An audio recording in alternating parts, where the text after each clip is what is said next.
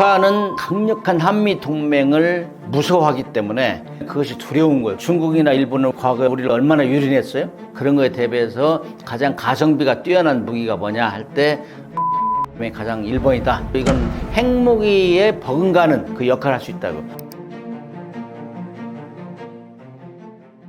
핵잠수함 기술을 얘기할 때 우라늄 농축이나 사용 후 연료 재처리 문제가 따라오는 이유는 무엇인가요?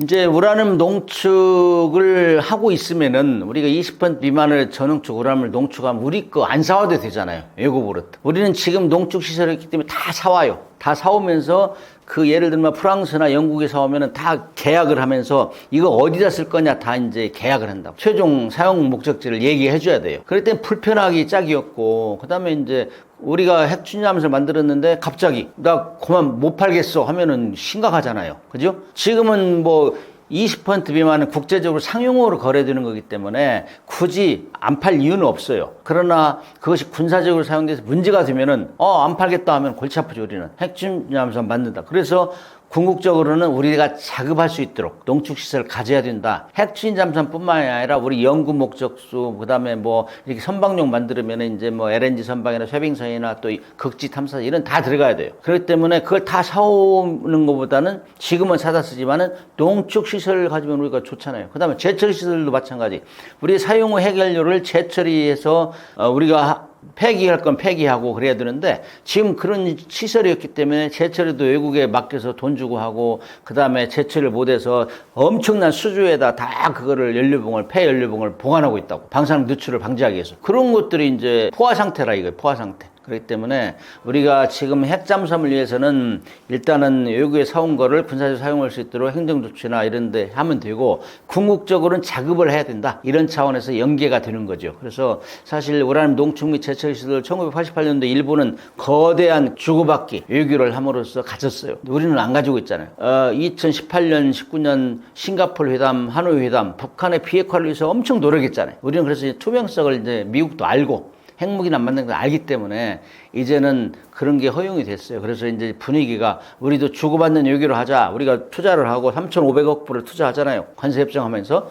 그렇기 때문에 이를 주고받는 외교로 하자는 이 분위기가 형성됐기 때문에 이제 그리고 우리가 이제 핵무기를 안 만든다는 투명성이 이제 확보됐고 그걸 인정을 했어요. 미국에서도. 그렇기 때문에 이제는 농축 및 제철에서도 이번에 갖자. 이런 차원에서 지금 대화가 충분히 진행됐고 아마 곧 그렇게 되지 않을까 그렇게 예상을 합니다.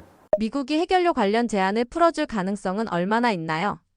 핵추진 잠수함을 만들려면은 미국 대통령이 얘기한 대로 안정적으로 들여와야 되고 그 다음에 군사용으로 사용하는데 문제가 없다. 이걸 이미 공식적으로 얘기했어요. 그렇기 때문에 이 문제는 곧 풀어질 건데 이 미국도 행정 절차를 밟는데 오래 걸려요. 그 다음에 이제 이런 문제는 이미 법상으로 한미 연자리 협정에 이거는 이미 법으로 정해져 있어요. 평화적으로만 사용해라. 그거를 고치려면은 미국 의회 동의도 받아야 돼요. 내각에서 일단 각 부처에서 검토하고 미국 의회 동의를 받아야 되는데 이런 절차를 하면은 좀 오래 걸려요. 그다음에 호주 같은 경우도 직접 자기들이 핵 물질을 핵연료로 뭐 가공하는 것도 아닌데 군사적으로 사용하는 데 대해서 한 3년 정도 걸렸다고 그래요. 그래서 우리는 그걸 당길 수 있다. 우리가 열심히 노력하고 하면은 행정명령으로 신속하게 할 수 있다. 이런 길을 지금 모색하고 있는데 곧 활용하지 않을까 그런 생각이 듭니다. 디젤 잠수함에 비해 운영비와 유지비가 많이 드는데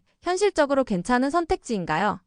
많은 분들이 또 너무 비싸지 않느냐. 핵추진 잠수함은 동일 크기의 디젤 잠수함보다 한 두세 배 건조비는 비싸요. 운영비도 물론 비싸지만은. 그러나 미국의 이제 잠수함 전술을 교보면은 디젤 잠수함은 이 탐색 구역을 한 20마일 곱하기 20마일 정도 주는데 핵추진 잠수함은 100마일 곱하기 100마일 정도로 줘요. 그러면 5배 정도잖아요. 그만큼 역할이 지대하고 기동성이 좋고 이런 면 때문에 전략적으로 유리하다. 그다음에 핵추진 잠수함은 또 크기를 키우기 때문에 거기 무장을 많이 실을 수 있어요. 현존하는 핵추진 잠수함이 제일 큰 거는 러시아의 타이푼급인데 그건 뭐 26,500톤이고 거기 뭐 핵무기를 엄청 싣고 미국의 오하이급 잠수함도 거기다 24발 핵무기를 실은데 이것들은 뭐 히로시마 나가사키에 투하된 핵무기에 1,600발의 효과다 이렇게 얘기해요. 그래 엄청난 무기를 실 수 있기 때문에 이런 전략적인 효과 이런 것들이 많고 특히 이제 상대의 핵잠수함이 핵무기를 싣고 나간 잠수함이 있으면 그 그걸 추적 감시예요. 그 임무가 중요한데 그거를 하는 게 핵추진 잠수함이에요. 그래서 돈이 많이 들고 유지비도 비싸지만은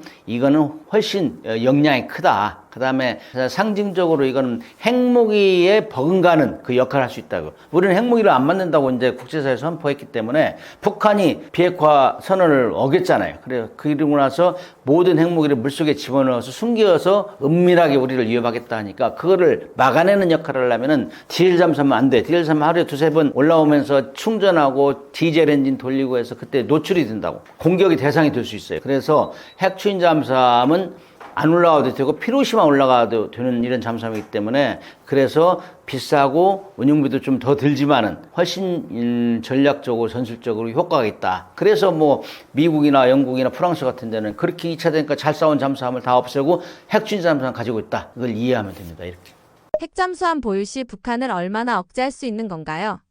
북한은 강력한 한미 동맹을 무서워하기 때문에 돈도 없고 그렇기 때문에 비대칭 전력으로 이제 핵 미사일 잠수함을 개발했고 핵 미사일은 지금 뭐 미국까지 공격할 수 있는 화성 20편까지 만들었잖아요. 그럼에도 불구하고 개전 초 전쟁이 일어나면 미국의 항공모함 전단 4개에다가 우리 뭐 F-35 이런 스텔스 항공기 그다음 미사일 전력에서 그 핵시설 공격받게 돼 있어요. 그렇기 때문에 그것이 두려운 거예요. 그래서 그 지상에 있는 핵무기를 물속에 감추자. 그래가지고 2016년부터 핵잠수함을 만들겠다 했는데 국제사회 제재, 돈이 없고 뭐 경제로 피폐한데 그래 막 주춤하다가 또 코로나 뭐 국제사회 유엔의 제재 이런 것 때문에 진도가 안 나가다가 최근에 이제 러시아에 파병했잖아요. 파병하면서 에너지, 식량, 그다음에 군사 기술을 이제 습득하면서 교류가 활발해지는데 이 올해 3월 8일 날 핵추진 잠수함 6, 7천 톤짜리 핵추진 잠수함 만드는 잠수함의 선제를 보여줬어요. 3월 8일 김정은이 시찰하면서 그거는 이제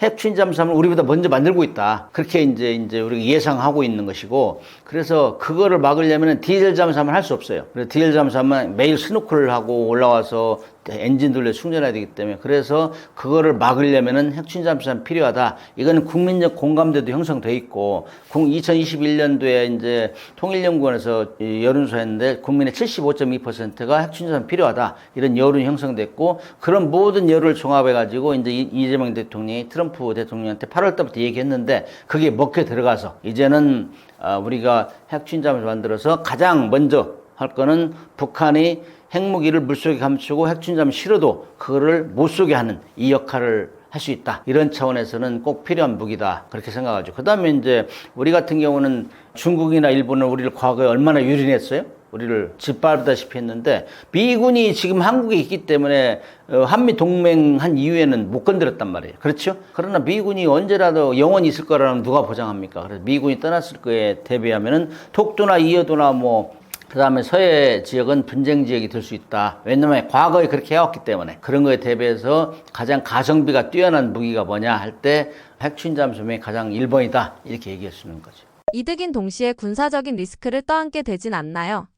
자, 우리가 이제 세계 모든 면에 세계 10위권에 들어있어요. 그래서 강대국, 준강대국에 지금 진입하고 있는데 우리가 어떤 사람이 너무 비싸다. 그다음에 왜 우리가 핵잠수함을 가지면 중국이나 북한이 싫어하는데 이런 얘기를 자꾸 하는데 그거는 앞뒤가 안 맞는 얘기예요. 중국이나 북한은 핵무기도 가지고 있고 핵잠수함도 가지고 있어요. 북한은 핵잠수함 만들고 있고 중국은 막 15개 이상 핵잠수함 만들고 있는데 왜 우리가 만들면은 그 사람들을 자극하느냐, 뭐 긴장을 높이냐 이런 얘기인데 그건 앞뒤가 안 맞는 얘기 아니에요? 그들이 먼저 만들어서 우리를 위협하기 때문에 그들이 제대로 작동을 못하게 하기 위해서 우리를 만드는 건데 우리는 후발주자잖아, 후발주자. 그때 우리가 뭐 긴장을 촉발한다 이런 얘기는 아주 허무맹랑한 얘기고 우리의 자국 방어를서 우리가 만드는데 우리가 주권국가인데 그리고 우리가 그만큼 능력이 돼 있는데 돈이 없어 기술이 없어요. 우리 국민들이 자꾸 걱정하면 그건 군이 잘못하는 거예요. 방위력 개선을 잘 못하고 있는 거예요. 그 항상 얘기했잖아요. 북한이 핵무기 가지고 계속 뭐 그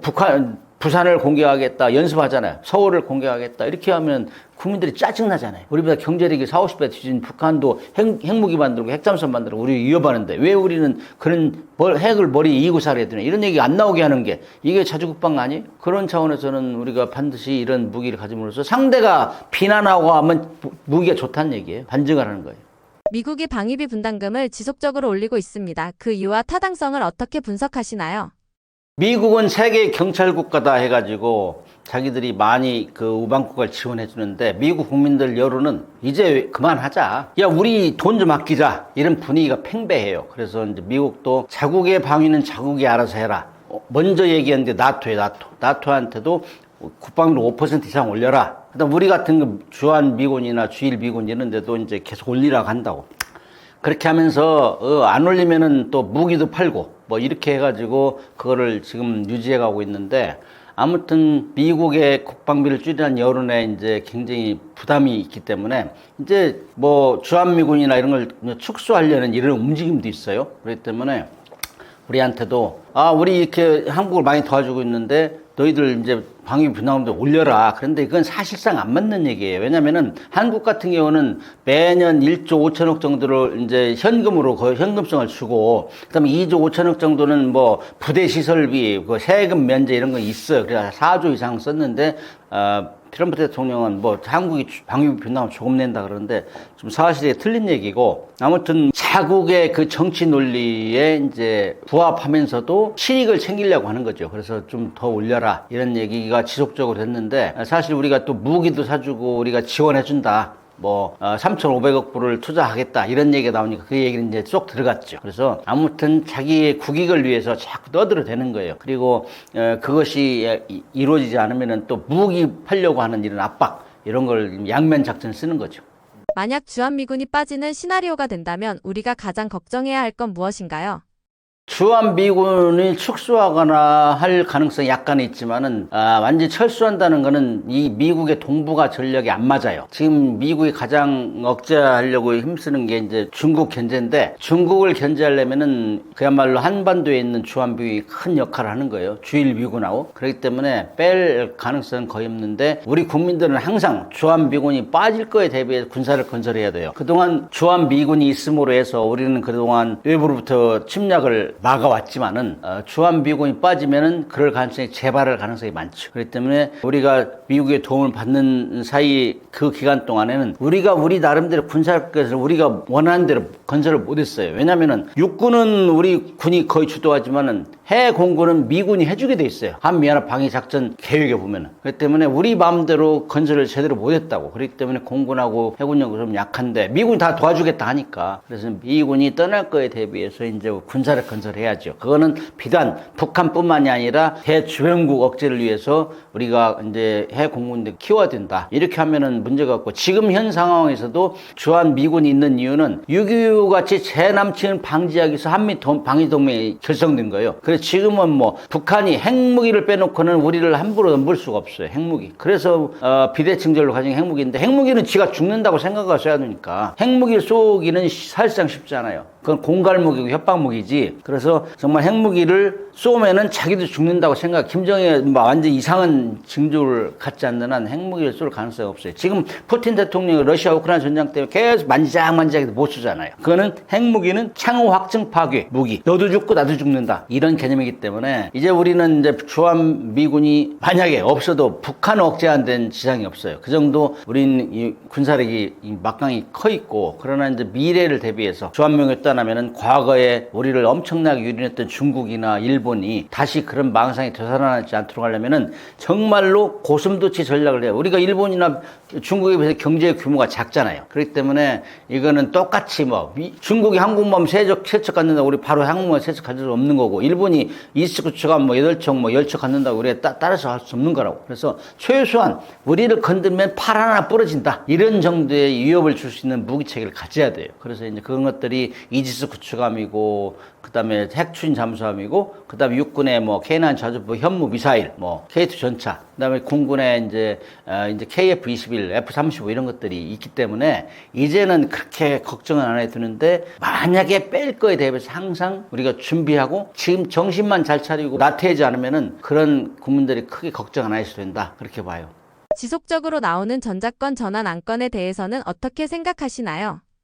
전작권은 사실 6.25 동란 때 풍전 등하에 이 위험에 처했을 때 이승만 대통령께서 얘기했다고. 우리 작전 통제 능력이 없는데 우리 군을 데려다 작전 통제 좀 해주세요 하고 메가드장으로 넘겼는데 그때는 너무 우리가 초라했잖아요. 뭐 탱크 한 대 없이 그러고 있는 상황이 있는데 그럼에도 불구하고 넘겼는데 유엔군 작전 지휘를 했다고. 지휘를. 그러나 그 어느 정도 지나고 나서는 작전 지휘라는 거는 뭐 부대를 편성하고 뭐 훈련시키고 이런 거 다 해야 돼요. 그런데 그럴 필요는 없잖아요. 그래서 통제만 하겠다. 우리 전투 작전, 그 다음에 정보, 이 두 가지만 하겠다. 그게 작전 통제권인데 그렇게 행사를 쭉 해왔어요. 변천도 해가지고. 그런데 이제 1968년 1월 21일 청와대 기습사건, 23일 푸에블로 납치사건, 이때 엄청나게 국민적 여론이 안 좋았어요. 왜? 청와대 기습사건 때 우리가 공격하겠다, 북한을. 그러니까 하지마. 유엔군에서 말렸다고. 확전하지 마. 근데 그 다음날 이제 푸에블로 납치 사건 때는 자기 국민들이 이 납치되니까 항공모함 전단 3개를 동원해서 북한을 폭격하겠다 했다고. 그래서 야, 이거 진짜 미국 못 믿겠네 해가지고 대북 작전이라도 우리 가져오자. 그래가지고 가정이 1992년도인가 94년도에 평시 작전권을 가져왔다고. 그래 평상시에는 우리가 지휘하잖아요. 그런데 전쟁은 아직 안 일어났잖아. 그때 가져간 전시 작전권을 이제 우리가 가져오겠다 이런 얘기예요. 그래서 이제 우리가 그 정도 싸울 능력도 됐고 방어할 능력도 됐고 우리가 연합작전도 지휘할 능력이 됐기 때문에 전시 작전권도 문제 없다. 그것이 자주국방을 하는 1차적인 상징적인 그 사건이란 말이죠. 외부로부터 오는 적 우리가 막고 미국이 이제 도와주세요. 지난날은 미국이 주도적으로 했고 우리가 이제 도와주는 개념이었는데 이제 우리가 할 테니 나 많이 컸어요. 우리 국방력도 이제 컸고 그렇기 때문에 우리가 전투 전면에 서고 미국이 도와주세요. 이게 이제 전작권 전환이에요. 전시가. 그러나 이 뭐 전작권 전환했다가 영원히 그것이 막 바꿀 수 없는 것이냐? 우리가 풍전등화의 위기에 처하면은 또 미국이 지휘할 수 있는 거예요. 그렇잖아요. 전쟁이 안 일어나게 1번. 전쟁이 일어나면 이겨야 돼요. 그런 차원에서는 또 다른 협력을 할 수 있는 것이니까. 그래서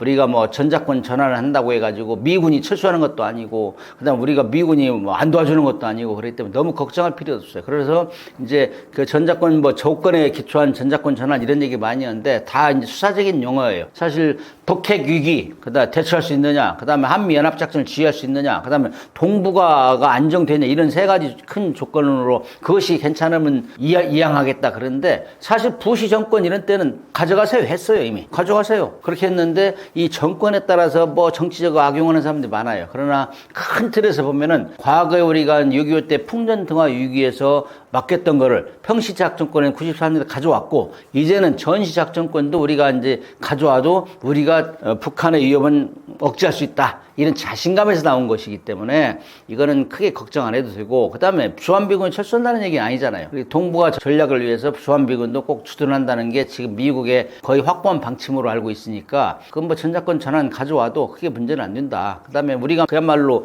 전쟁이 일어나고 완전히 폐허 속에서 휴생 가능성이 없다. 이런 때는 또 미국이 도와주는 것이고 미국의 한미연합 작전 계획에 보면 미군이 69만 명까지 오게 됐어요. 지금 우리 한국 병력이 50만이잖아요. 그럼 더 많이 오면 그때는 또 미국이 지휘할 수도 있는 것이고 그래서 이런 것들은 절차상의 문제고 우리가 이 현재같이 확실한 국방력 그 다음에 전 세계 무기, K9 전차, K9 자주포, K2 전차, 뭐 항공기, KF-21 이런 파는 나라 이런 정도로 방위력도 커가고 있는데 크게 걱정은 안 해야 된다. 전작권 전환해도 우리가 북한을 충분히 억제할 수 있다. 이런 얘기를 할 수 있습니다. 현재 단계에서 한반도 안보에서 가장 부족한 부분은 무엇인가요? 지금 단계에서는 북한을 억제하는 데는 크게 부족함이 없어요. 핵무기를 빼놓고. 그러나 핵무기는 미국이 핵 확장 억제를 통해서 해준다 했잖아요. 그건 일단 맡기고 나머지는 주한미군이 철수했을 거에 대비해서 우리 국방력을 건설해야 된다. 우리의 자주적으로. 예를 들면 육군 같은 경우에는 현무미사일 이런 전력을 뭐 엄청나게 키울 수 있다고. 그래서 주변국에서 함부로 못 건들게. 그 다음에 핵추진 잠수함이라든지 이지스 구축함, 공군 같은 경우는 KF-21 이걸 우리 전력으로 한다는 건 큰 거예요.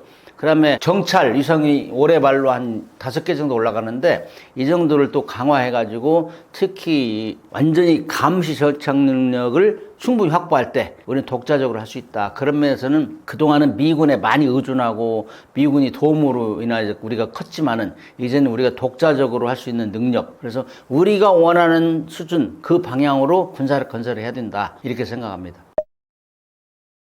떠먹여드리는 TV 시청자 여러분, 요즘 핵 추진 잠수함 확보에 대한 뉴스가 엄청 많은데 오늘 또 그거에 관해서 좀 질문이 있어서 제가 가지고 있는 상식 공유하고자 나왔습니다. 많이 봐주시고 격려해 주시기 바라겠고요. 오늘 여러 가지 이 질문이 많았지만 그래도 핵 추진 잠수함을 왜 갔나 이런 질문이 많았어요. 그러나 우리가 가질 게 많고 지킬 게 많아졌기 때문에 고가의 무기도 만든다 이런 차원에서 정말 석유 한 방울 안 나는 나라에서 이 정도 무기를 갖는다는 건 우리 국민들 잘 살아왔기 때문에 그러고, 그 다음에 우리가 지킬 게 많아졌다 이런 차원에서는 국방비라는 거는 보험료다. 이 국민의 생명과 재산을 보호하는 보험료이기 때문에 뭐 너무 과도하게 지출했다 이런 지적보다는 쓸만한 무기체를 줘야 되잖아요. 우리 국민들 부모님들 자식 군대 보내놓고 쓸만한 무기체계를 줘야지 싸워서 지는 무기체계 주면 안 되죠. 이런 차원에서는 격려해 주시고 그렇게 하면은 잘 준비하면은 정말 국민들이 걱정 안 하는 이런 국방력 건설이 되지 않을까 그렇게 기대를 합니다.